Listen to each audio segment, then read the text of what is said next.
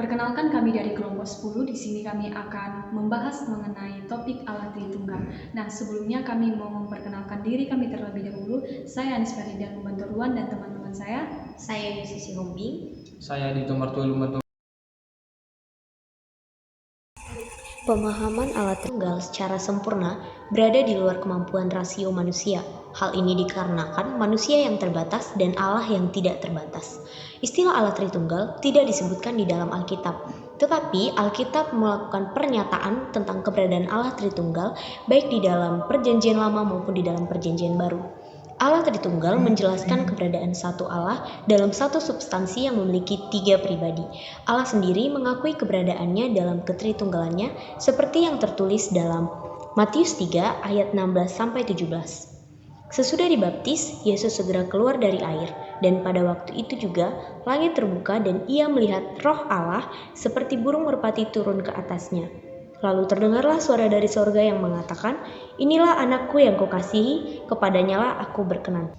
Menurut Stephen Tong, Tritunggal berarti 3 pribadi di dalam satu Allah, atau di dalam satu esensi diri Allah ada 3 pribadi. Menurut Barkov, ketika kita membicarakan tentang Allah Tritunggal, kita senantiasa memandang ketiga pribadi itu di dalam satu kesatuan. Dan pada kesatuan yang terdiri atas 3 pribadi. Istilah Allah Tritunggal tidak menjelaskan relasi dari 3 Allah, tetapi satu Allah yang memiliki 3 pribadi. Tritunggal bukan berarti triteisme, melainkan trinitatis, yaitu 3 dalam 1. 3 pribadi Allah berada dalam otoritas yang setara dan tidak dapat dipisahkan. Namun ketiga pribadi Allah memiliki peran yang berbeda dalam karya keselamatan dan penebusan. Allah menyatakan ketritunggalannya ketika Allah menyebut dirinya dengan kata ganti kita. Baiklah kita menjadikan manusia menurut gambar dan rupa kita, atau yang tertulis di dalam Kejadian 1 ayat 26 dan juga pada Kejadian 11 ayat 7. Kata ganti merujuk pada kepribadian Allah yang jamak. Dalam Perjanjian Baru, pernyataan Allah Tritunggal terlihat jelas dalam pembaptisan Allah Anak, Yesus Kristus. Sesudah dibaptis, Yesus segera keluar dari air dan pada waktu itu juga langit terbuka dan melihat Roh Allah seperti burung merpati turun ke atasnya. Lalu terdengarlah suara dari surga yang mengatakan, "Inilah aku yang kukasihi, kepadanya lah aku berkenan," atau yang tertulis dalam Matius 3 ayat 16-17. Allah Bapa. Allah Bapa merupakan pribadi pertama dalam konsep Tritunggal. Kemudian Allah Anak Yesus Kristus dan Allah Roh Kudus. Allah Bapa dikenal sebagai pencipta dan pemelihara ciptaannya. Di dalam kitab Kejadian 1 ayat 1 yang berbunyikan, "Pada mulanya Allah menciptakan langit dan bumi." Artinya, semua yang ada di ruang dan waktu memiliki suatu permulaan, yang berarti segala sesuatu itu ada awal mulanya dan ada yang menciptakan. Keberadaan tertinggi itu Kita sebut Allah karena dialah yang menciptakan alam semesta beserta dengan isinya. Dia merupakan keberadaan tertinggi dari keberadaan lainnya. Dia tidak diciptakan, tetapi dia yang menciptakan. Konsep pemeliharaan Allah secara umum tidak dipercaya saat ini. Berbeda dengan abad ke-17, orang Kristen sangat erat dengan konsep pemeliharaan di dalam hidup mereka. Allah adalah penopang dari semua peristiwa-peristiwa yang dalam manusia dan juga di dalam alam semesta. Tidak ada yang terjadi secara kebetulan.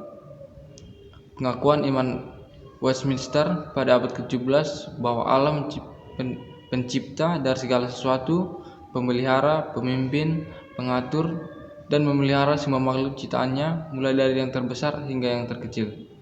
Manusia juga diberikan Tuhan mandat untuk memelihara dan merawat segala ciptaannya. Allah menciptakan alam semesta dan segala isinya merupakan sesuatu mukjizat yang sangat luar biasa. Itu semua berkat dari kuasa-kuasa dan keajaibannya dari Sang Pencipta, yaitu Allah. Semua mukjizat adalah peristiwa supranatural, artinya di luar pengetahuan ciptaannya. Allah Anak Yesus Kristus. Allah Anak sepenuhnya adalah Allah dan sepenuhnya manusia.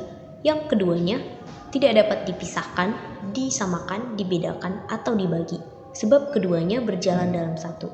Keberadaan Yesus Kristus bukan diciptakan, melainkan ada sejak kekekalan sampai kekekalan. Kristus memiliki esensi dan substansi yang sama dengan Allah Bapa. Dalam karya penebusan, Allah Bapa mengutus Allah Anak ke dunia dan Allah Anak secara sukarela menaati Allah Bapa. Bukan karena Allah Anak lebih rendah derajatnya dari Allah Bapa, sebab Allah Bapa dan Allah Anak setara dalam kemuliaan dan kehendaknya. Kristus diutus untuk menebus dosa manusia karena hanya Dia yang dapat menebus sebab ketidakberdosaannya. Yesus Kristus tidak berdosa dan tidak dapat berdosa, sehingga sejak kekekalan Ia telah diutus untuk menggenapi karya penebusan. Kemuliaan Kristus bukan suatu refleksi, melainkan kemuliaan Allah itu sendiri yang ada di dalam dirinya. Kristus sebagai perantara antara Allah dan manusia, sebab manusia menolak dan memberontak Allah. Kehadiran Kristus menghadirkan damai antara murka Allah atas manusia. Yesus adalah Raja dan hamba yang menderita. Sesudah Ia naik ke surga dan duduk di sebelah kanan Allah Bapa di dalam tahtanya, Ia menerima kuasa menjadi Raja atas dunia, Kepala atas gereja, dan Hakim atas seluruh ciptaannya. Roh Kudus mempunyai suatu kemuliaan yang kekal, sama seperti dengan Bapa dan Anaknya. Roh Kudus juga tidak pernah mengambil rupa sosok manusia. Di dalam Alkitab menjelaskan bahwa Roh Kudus mempunyai otoritas ilahi dan juga atribut-atribut ilahi. Roh Kudus adalah pribadi. Ia bukan suatu kekuatan yang tidak memiliki kepribadian, dan Roh Kudus adalah Allah.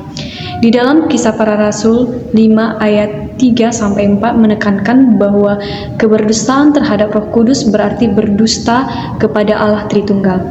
Di dalam Korintus 2 ayat 10-11, Paulus menuliskan bahwa Roh Kudus itu adalah Maha Tahu. Orang Kristen harus menaati dan menyembah Roh Kudus dan menikmati ikatannya bersama Roh Kudus. Roh Kudus memimpin kita untuk mempercayai bukti nyata dari kebenaran firman Allah atau tanpa adanya firman. Firman Allah yang dapat kepada kita dengan firman dan melalui firman. Di dalam Roma 8 ayat 16, Roh Kudus menyampaikan kesaksian pada roh kita bahwa kita merupakan anak-anak Allah dan memberitakan firman Allah kepada kita manusia. Melalui Roh Kudus membantu kita untuk memahami dan mengerti akan Alkitab, meyakinkan kita akan kebenaran firman Allah dan bagaimana kita mengaplikasikannya di dalam kehidupan kita setiap saat. Yesus adalah penghibur paling utama di dalam tugasnya untuk mempertahankan kita di hadapan Allah Bapa. Roh Kudus yang menggantikan Yesus setelah Ia naik ke sorga, dan Roh Kudus bergerak sebagai penolong kita hingga sekarang. Roh Kudus pribadi ketiga Allah Tritunggal sama kudusnya dengan Allah Bapa dan Allah Anak yang menjadikan kita semua kudus dan benar. Di dalam pengudusan inilah kita akan memiliki sifat dan karakter seperti Allah, tetapi tidak mempunyai keberadaan yang ilahi.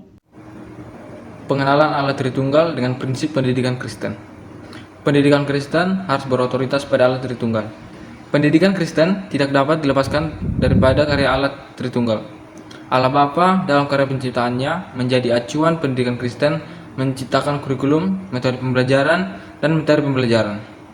Allah Anak Yesus Kristus dalam penciptaan penebusan menjadi acuan pendidikan Kristen dalam membantu siswa memahami jati dirinya yang adalah milik Allah dan menopang siswa mengalami transformasi.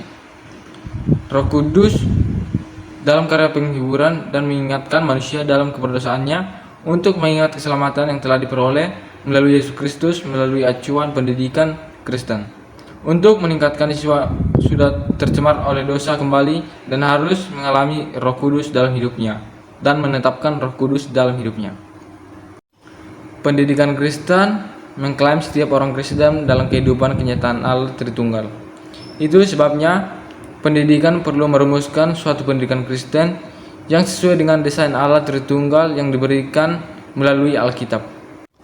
Allah Tritunggal adalah Allah yang berelasi. Dalam ketiga pribadinya Allah Bapa, Anak, dan Roh Kudus. Natur relasi Allah Tritunggal menjadi dasar dunia pendidikan Kristen dalam berrelasi dengan sesama. Contoh relasi antara guru dan siswa yang terlibat secara aktif membangun relasi timbal balik. Saling menghargai sesama seperti wujud imago Dei, menyusun dan menerapkan peraturan-peraturan di sekolah, dan juga proses pembelajaran di sekolah. Yang kedua, prinsip pendidikan Kristen yaitu saling mengasihi mengacu pada Allah Tritunggal. Allah Tritunggal yang saling mengasihi antara tiga pribadinya dalam kasih Allah Tritunggal kepada manusia. Contohnya seperti memandang setiap siswa seperti imago Dei, menyayangi setiap siswa, menyadari bahwa setiap siswa memiliki keunikan masing-masing, dan memberikan pengajaran yang sesuai dengan gaya belajar siswa. Sekian video. Penjelasan kami, terima kasih.